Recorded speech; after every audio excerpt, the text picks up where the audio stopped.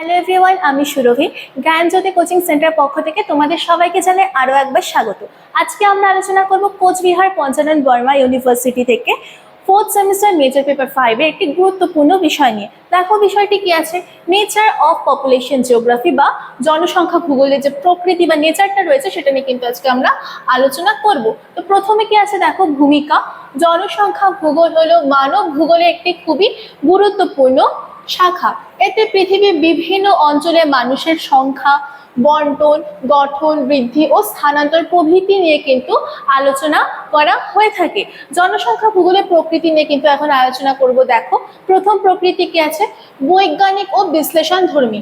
জনসংখ্যা ভূগোল পরিসংখ্যান, তথ্য ও মানচিত্রের সাহায্যে মানুষের সংখ্যা, ঘনত্ব এবং যে বৃদ্ধি হয়, বৃদ্ধির হার ইত্যাদি কিন্তু বিশ্লেষণ করে থাকে। এক্ষেত্রে পরিসংখ্যান কি, যে বিজ্ঞানে বিভিন্ন সংখ্যা বা তথ্যকে সুশৃঙ্খলভাবে সাজিয়ে বিভিন্ন সিদ্ধান্তে পৌঁছানো হয় তাকে কিন্তু পরিসংখ্যান বলা হচ্ছে। তথ্য বা ডেটা, মানচিত্র বা ম্যাপ ইত্যাদির সাহায্যে কি করা হয়, জনসংখ্যার সংখ্যা, ঘনত্ব, বৃদ্ধির হার ইত্যাদি বিশ্লেষণ এই ভূগোলে করা হয়ে থাকে।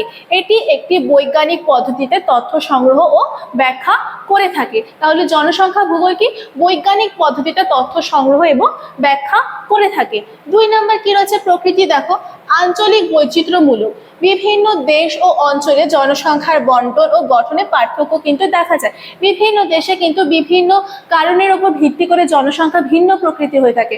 কোথাও বেশি থাকে, কোনো দেশে আবার জনসংখ্যা কিন্তু কম থাকে। যেমন ইন্ডিয়াতে জনঘনত্ব বেশি, আবার অস্ট্রেলিয়াতে কিন্তু জনঘনত্ব কম। তাই এটি আঞ্চলিক বৈচিত্র্য কিন্তু বিশ্লেষণ করে থাকে। 3 নম্বর প্রকৃতি কি আছে দেখে নাও, গতিশীল প্রকৃতি। জনসংখ্যা কিন্তু স্থির প্রকৃতি নয়, কোনো সময় হয়তো বাড়ছে, কোনো সময় কমছে। জন্ম, মৃত্যু ও অভিবাসনের ফলে পরিবর্তিত কিন্তু হয়ে থাকে জনসংখ্যা। বেশি জন্ম হলে কোনো একটি জায়গায়, বেশি শিশুর জন্ম হলে কি হচ্ছে, জনসংখ্যা সেই দেশে বেড়ে যাচ্ছে। আবার কোনো কারণে যদি কোনো দেশে মৃতের সংখ্যা বেড়ে যায় তাহলে কি হবে, জনসংখ্যা কমে যাবে।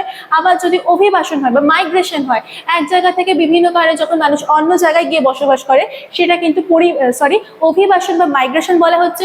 যখন এই জন্ম, মৃত্যু এবং অভিবাসন ঘটে তখন কি হয়ে থাকে, জনসংখ্যার পরিবর্তন ঘটে থাকে। তাই জনসংখ্যা ভূগোলে পরিবর্তনশীল এবং গতিশীল প্রকৃতি, এটি কিন্তু স্থির নয়। তারপর 4 নম্বর কি আছে দেখো, আন্তঃবিষয়ক।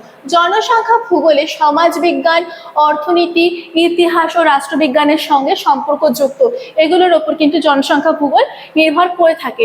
জনসংখ্যার সমস্যা বোঝার জন্য, জনসংখ্যা বিভিন্ন সমস্যার সম্মুখীন হয়ে থাকে, এই সমস্যাগুলি বোঝার জন্য কিন্তু এসব বিষয় অর্থাৎ সমাজবিজ্ঞান, অর্থনীতি, ইতিহাস, রাষ্ট্রবিজ্ঞান ইত্যাদির ওপর নির্ভর করে থাকে বা এদের থেকে সাহায্য কিন্তু জনসংখ্যা ভূগোল নিয়ে থাকে। 5 নম্বর কি আছে দেখো, গঠনমূলক বিশ্লেষণ। এতে জনসংখ্যার বয়স, লিঙ্গ, শিক্ষা, পেশা ইত্যাদি কিন্তু আলোচনা করা হয়ে থাকে। 6 নম্বর প্রকৃতি কি আছে, পরিবেশের সাথে সম্পর্কযুক্ত। প্রাকৃতিক পরিবেশ যেমন জলবায়ু, ভূমিরূপ, মাটি ইত্যাদি জনসংখ্যার বন্টনকে কিন্তু বিশেষভাবে প্রভাবিত করে থাকে। কিভাবে দেখো, যে সমস্ত এলাকার জলবায়ু মনোরম প্রকৃতি সে সমস্ত এলাকায় কিন্তু জনসংখ্যা বেশি হবে। আবার যে সমস্ত এলাকায় খুব বৃষ্টিপাত হচ্ছে বা খুব গরম বা অত্যন্ত শীত থাকছে সেই সমস্ত এলাকায় কিন্তু জনসংখ্যা কম থাকবে। তো জলবায়ুর ওপর কিন্তু জনসংখ্যা ভিত্তি করে থাকে। তারপরে হচ্ছে ভূমিরূপ। যে সমস্ত এলাকা হচ্ছে ধরো পাহাড় পর্বতের সাইডগুলোতে কিন্তু জনসংখ্যা কম হয়ে থাকে। আবার যে সমতল ভূমি রয়েছে সেই সমতল এলাকায় কিন্তু জনসংখ্যা পাহাড়ের তুলনায় বেশি থাকে। মাটি হচ্ছে চাষাবাদের ক্ষেত্রে হচ্ছে নির্ভর করে থাকে, মাটির প্রয়োজন হয়ে থাকে। যদি মাটি ভালো হয় তাহলে চাষাবাদ ভালো হবে, মানুষ বেশি থাকবে। আবার যদি মাটি খারাপ হয়, চাষাবাদ ভালো হবে না, মানুষ কম বসবাস করবে।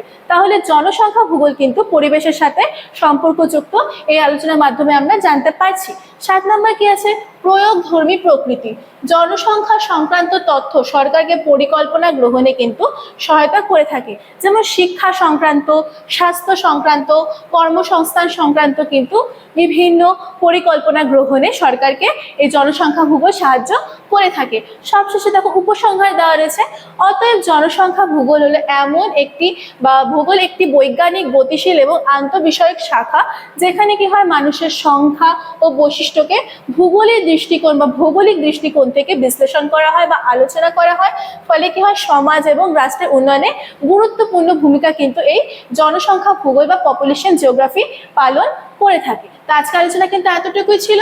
সবশেষে তোমাদের একটি ছোট্ট ইনফরমেশন আমি দিয়ে রাখছি। দেখো, তোমরা যারা যারা ভাবছো আমাদের সাথে যুক্ত হবে, স্ক্রিনের নিচে দেখো দুটো নাম্বার দেওয়া আছে, যে কোনো একটি নাম্বারে কিন্তু তোমরা কল করে আমাদের সাথে যুক্ত হয়ে যেতে পারো। যে সুযোগগুলি তোমরা পেয়ে যাচ্ছ, দেখো, live classes, high quality notes, recorded classes, 100% common solutions কিন্তু তোমরা পেয়ে যাচ্ছ। যারা মেজর স্টুডেন্টস রয়েছে তাদের জন্য কোর্স ফি রাখা হচ্ছে দেখো মাত্র 1199 করে, এবং যারা মাইনর স্টুডেন্টস রয়েছে তাদের জন্য কোর্স ফি রাখা হচ্ছে দেখো মাত্র 699 করে। আর তোমরা যেই সুযোগগুলি পেয়ে যাচ্ছ বলে দিলাম। তো আজকের আলোচনা কিন্তু এতটুকুই ছিল। দেখা হচ্ছে পরের ক্লাসে। Thank you.